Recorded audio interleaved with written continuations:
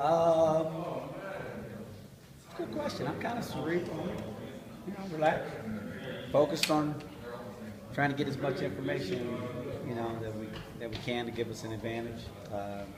We're good. We're loose. We're relaxed. We're ready to go play. So it should be exciting. Talk about playing against that defense. Have you guys focused on Never that? done it before, so I can't tell you. But they look really good on film. I know that much. I've watched them several times this year, and really lengthy and quick and athletic. And we've got our job cut out for us, obviously, being a high major team. I don't know what their final ranking was on the year, but we followed them, all year long with the relationship I have with Coach Fisher. So, but it's kind of a one of those teams where some of our weaknesses are some areas they have strength. So obviously, we're concerned about trying to make sure that we shore up some things in a short amount of time to be able to go out and give our best effort. With that relationship with Coach, have you guys talked already? Yeah, we have.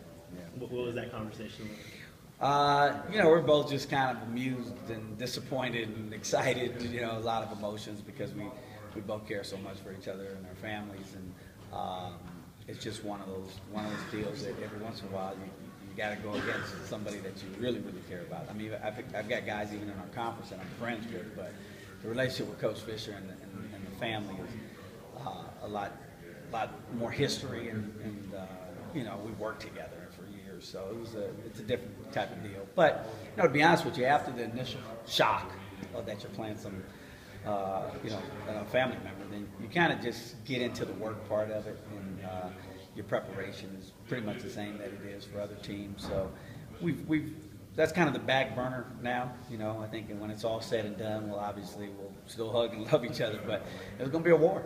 It's going to be a war. Headed to Spokane, you guys have done it before. What do you take from that experience? The last 2 years into this experience. Well, there's a lot of little things that as a coach you want to make sure you give you guys the best competitive advantage that you can by assessing what you thought might have been good for you last time you were in the tournament or the last 2 or 3 times. And then other things that, this might, we should have tweaked this or we should have done that. There's, hindsight's 20/20, and so it's good to have some hindsight so that maybe we can sharpen up our vision now going forward. But I won't bore you with the details, but there are a lot of things that I think we're going to do. Coach, so they show a lot of respect in New Mexico State. You're only one of 3 teams with a winning record in the league. They show a lot of respect in Mexico State by naming you 13. You know what? The seeding, the way the committee works is they have to base so many dynamics into where they put different teams. They look at the body of work, your last 10 games, your RPI, strength of schedule, and so on and so forth. So I don't. That's not what I do for a living. That's what they do for a living. So you have to trust that their integrity and their that they're doing a great job of working hard to try to put teams in the right position. So I don't think there's any malicious things going on in there or unethical things. I think all those guys, I know a couple of them, and I think they're really good guys that are dedicated to the game of basketball. So whatever you get and wherever you get it, it is what it is. How do you feel about the matchup with all the number 4 seeds there were, Louisville, UCLA, Michigan State, right. San Diego State? How do you feel about your matchup getting San Diego State as opposed to the other 3 number 4 seeds that they had? I haven't really looked at the other teams. I mean, I know who they are, but just on name for the most part. Obviously, seen UCLA play a couple times, being that's my alma mater. So that would have been an interesting matchup as well.